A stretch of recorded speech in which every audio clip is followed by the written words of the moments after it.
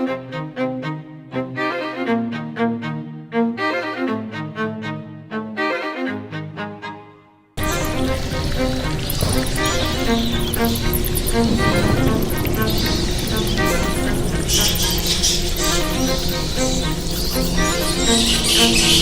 fans, this is Sex Danny 21 Awesome, and I'm here with AJ Punk 15, Rhine 1988, and JT is Reborn, and today we're talking about Wes Craven.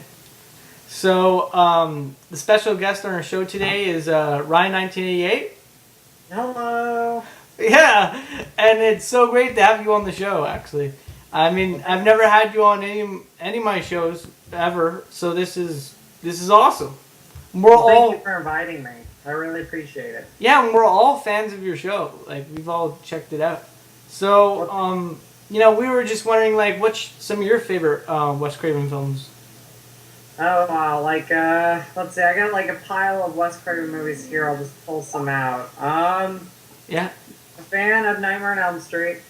First film. Yeah. And New Nightmare. I love Nightmare as well. Deadly Blessing. Love that one. One of my personal favorites. I would have to say I am a big fan of the Scream the Scream series. I love the Scream series. And then, I'm a big fan of a lot of his films. There's a couple other ones. Deadly Friend. Okay. Fan of that one. And his Hills of Eyes movies. Love those. And I am a fan of Glass House on the Left. So those are my overall favorites. But I have more in my collection from him. Cool. And out of all of them, what's your all-time favorite? Like, out of every single Wes Craven film? I'm going to go with my number one favorite, and it is Nightmare on Elm Street, but it's really, really tied together, or closely tied together with Deadly Blessing.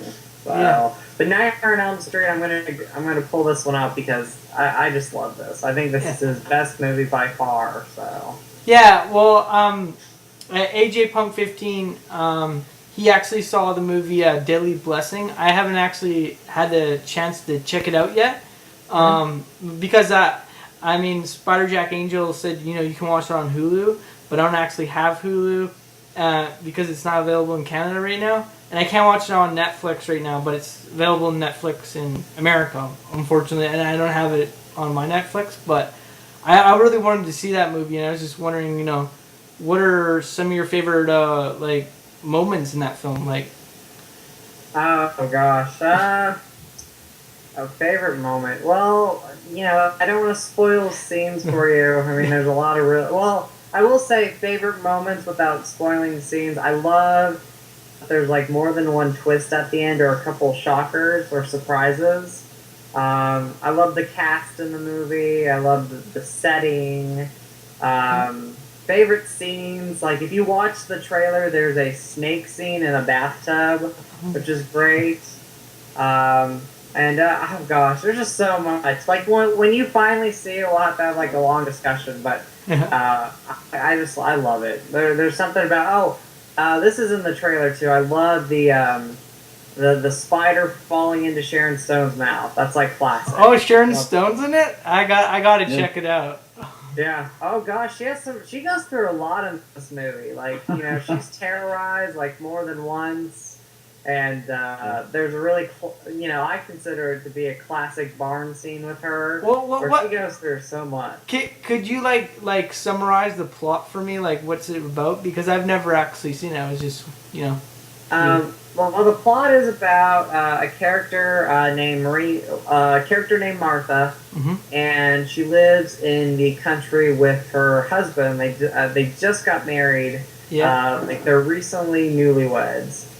And he was part of a kind of Amish type group called the Hittites. Yeah.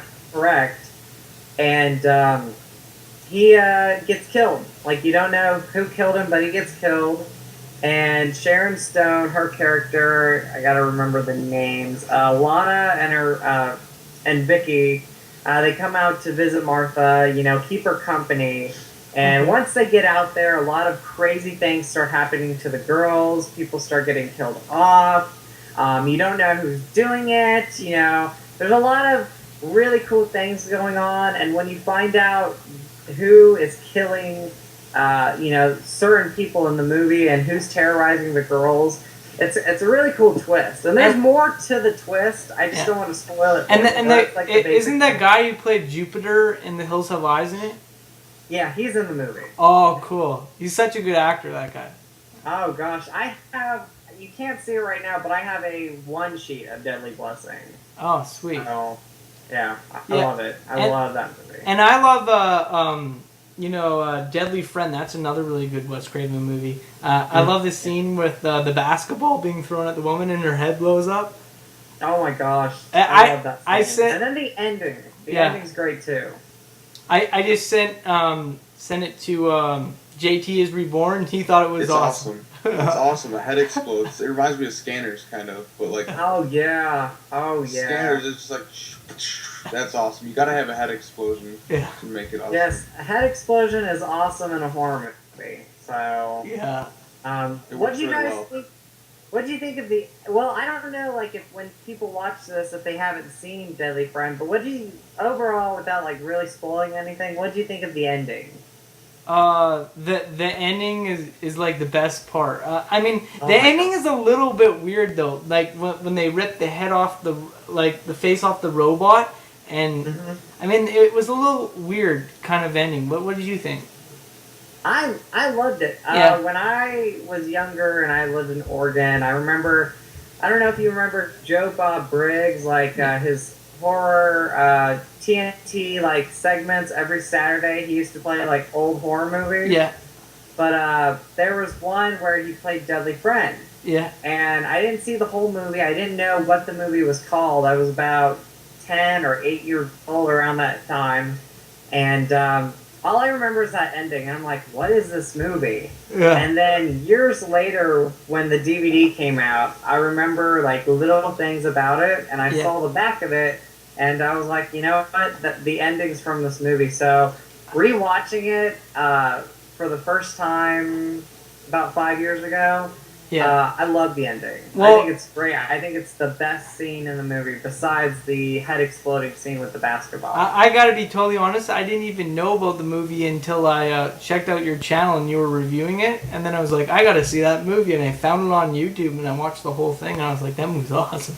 It is. Yeah. It's an awesome movie, and it's one that, like, Wes Craven, you know, kind of just disowns. Like, he really doesn't care for the movie too much, I don't think. I think there was a lot of stuff happening while making the movie that really kind of draws him away from the movie today. But for me, this is one of his best. I mean, I love it.